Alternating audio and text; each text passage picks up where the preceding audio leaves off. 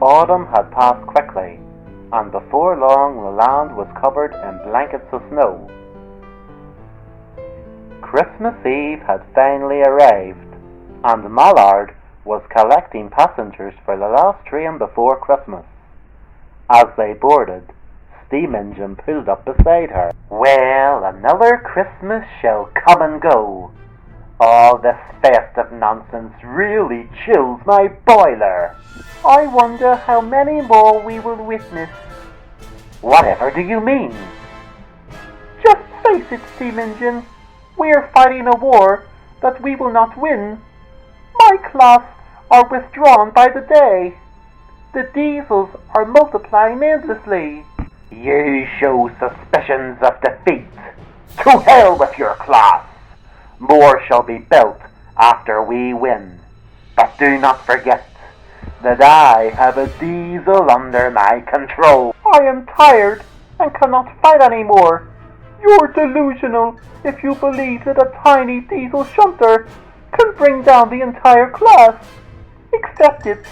Our days on the rails are numbered, and our future is either the scrapyard or a museum if we're lucky."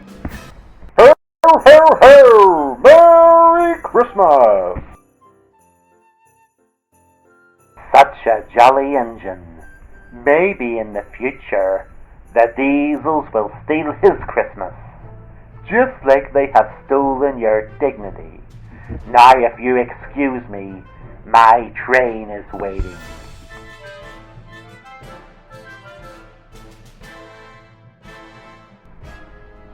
Nigel was pulling his final train. His driver tried hard, but couldn't increase his speed, which was going to make them very late. Up ahead, the signal was red, so they came to a stop. "Come on, Nigel.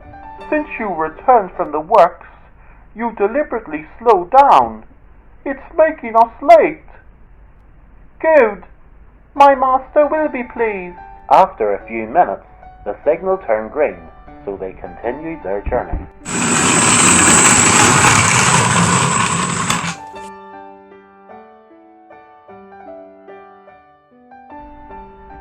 By the time they reached the station, the other engine was very cross. "You have made me late yet again. I have a slight suspicion that you don't like me." "That is correct. I don't like you. I don't like myself. And I don't like any other diesels. By making you late, it proves to Dr. Beechin that steam engines are the true titans of the railway." "Opinions like yours will send you on a one-way journey to the scrapyard. But don't worry, you won't be alone. Your steamy friends will keep you company."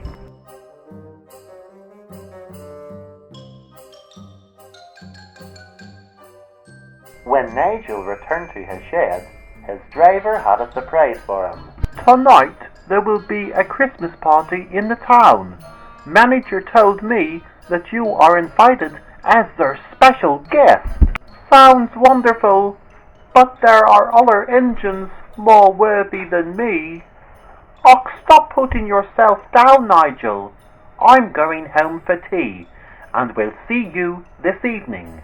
After his driver headed home, Nigel was left alone.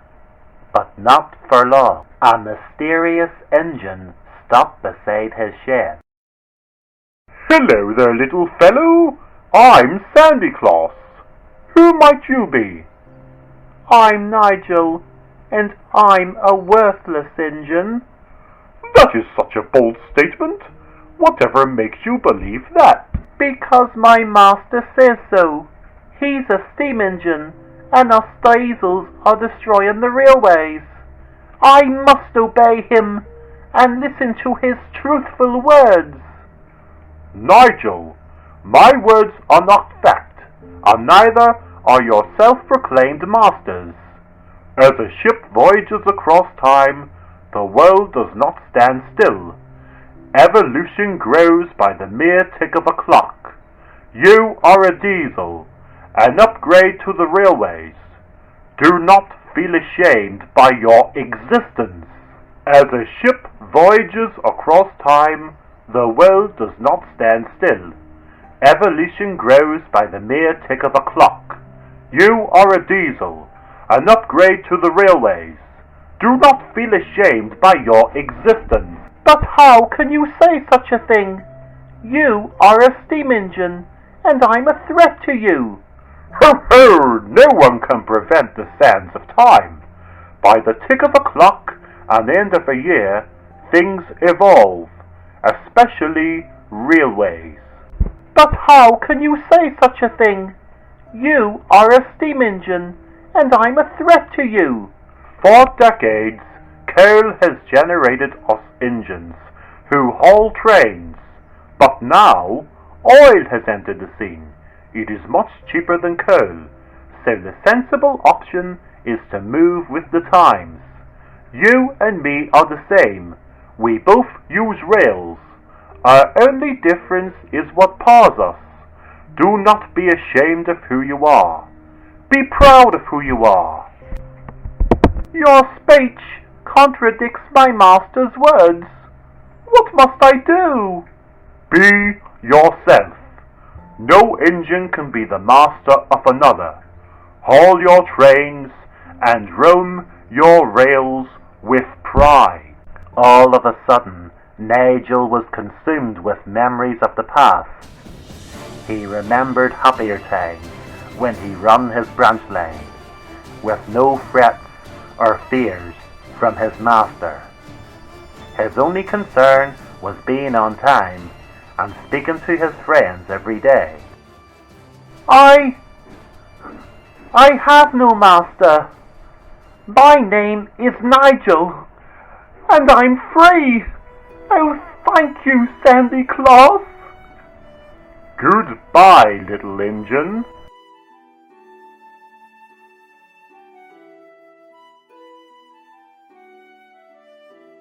That evening, Nigel's driver returned and received a surprise when greeted by his engine.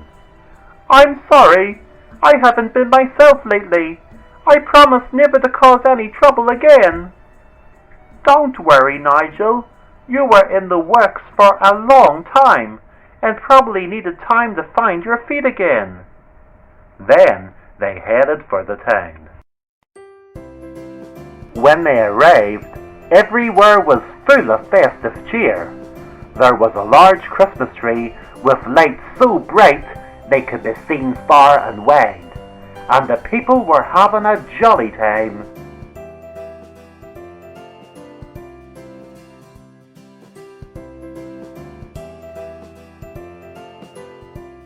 Such a wonderful atmosphere. No better place to be on Christmas Eve. Tell me something, Sandy Claus. Who are you? And where do you come from? I've never seen you around before. Ho, ho! Well now, if I told you the truth, you would not believe me. You can just call me the Christmas Stranger. Not another word was spoken, and they both sat and enjoyed the party.